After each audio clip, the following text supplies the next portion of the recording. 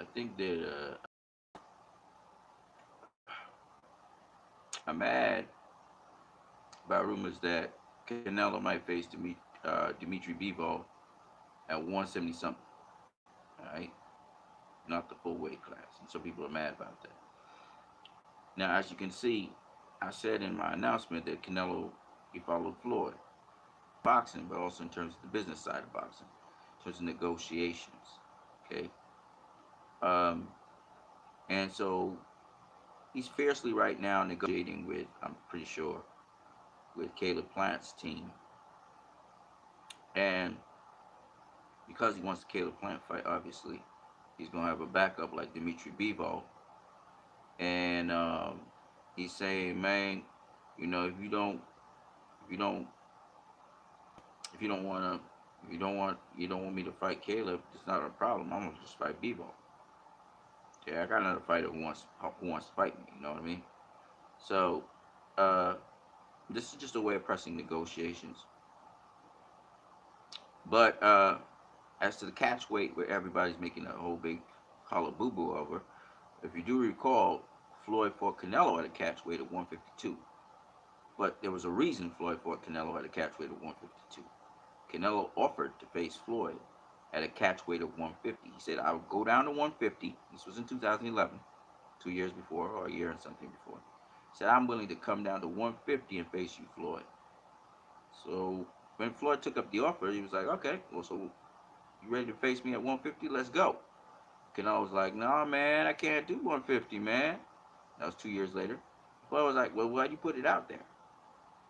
And we came to some sort of consensus that it would be 152. Canelo would make 152. So that's why Canelo actually fought Floyd at a catchweight, because Floyd pressed the action. He was like, I'm gonna take the advantage wherever I can get it. And it's the same thing Canelo's doing now. He's pressing the action. He's making sure that all his demands are met because he's the A side. Even though Al Heyman and his team, they're the ones actually providing the money and arranging for the money for the situation. Sort of. I mean, Canelo can put up money as well. He got money to put up, so he could, But Canelo's the A side. It's not gonna be Caleb Plant. Ain't no A side. And Al Heyman knows this. So it's really about Canelo setting the tone, and of course, if Caleb Plant and Al Heyman agree to it, and I think they agree to almost everything. Um, Canelo kind of dictates the terms. And that's something he learned from Floyd, and he actually takes takes full advantage of it. Miguel Cotto also learned the same thing from Pacquiao when he had to face Pacquiao at 145. He did the same catchweight thing on Daniel Gill and on Sergio Martinez, right? So Cotto said, I'm a small guy, man. You gonna have to come down and wait. And they called Cotto a diva and stuff, but Cotto was dictating terms. Okay, and that's when you're the A side, you can dictate terms, and it's up to the B side to accept it or not. And Oscar De La Hoya did the same thing to Floyd. It was like, hey, nope, we're not fighting at 147. You crazy? I'm too big for that. You're gonna come up to my division. You fight for my title. And you're gonna wear my gloves. And the ring's gonna be my size. And everything that works in my favor, I'm gonna do. And Floyd was like, yeah, okay, cool. Let's do it. Okay? And that's just the way how that goes. And that's been so for a long time, actually. All right, so the point behind it is when you put yourself in the position, to dictate, then you dictate terms. Okay. Floyd was like to Marcus Mazzano, no, you ain't wearing those gloves.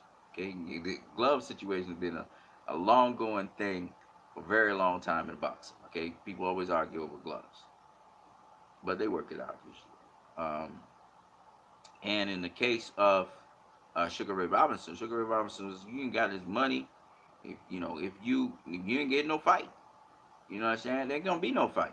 When Robinson walked away from promoters and things when they didn't have his money. And when you're the A side and when you're the detraction, you should be able to dictate terms because without you, there's nothing.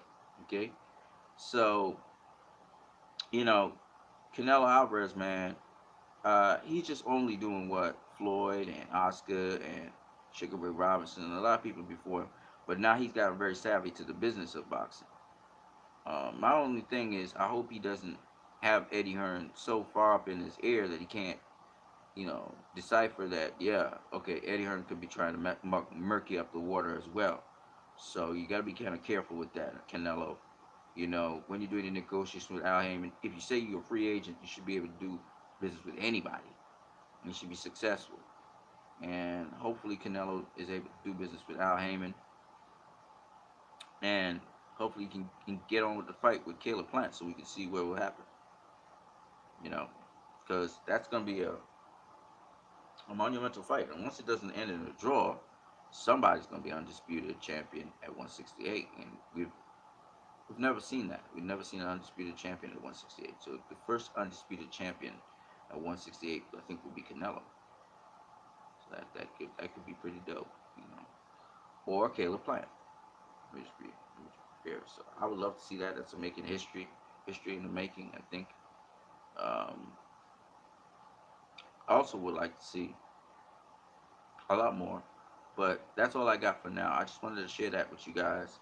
Um, that Canelo's doing basically what Floyd do. I'm not saying when he ducked uh, Demetrius Andrade or when he ducked Jamal Charlo, who was his mandatory, that's a Floyd move. That's not a Floyd move, okay? And WBC provided an outlet for him so he could pace whoever he wanted. But um, even the Benavidez issue where the WBC again made the situation really bad. Uh, you know, I can't blame Canelo for it, but he did take the offer up. You know what I mean? That's not a Floyd move either. But what he does in negotiations, which I think makes a lot of sense, since he's his own boss now, I think that's good. I think that's good. You should be able to take the edge, dictate your terms, because you put yourself in a position for that. So I see nothing wrong with that, and that's been so since boxing's beginnings, I guess. All right, people, I'm gonna catch you guys later on What You Need. Peace.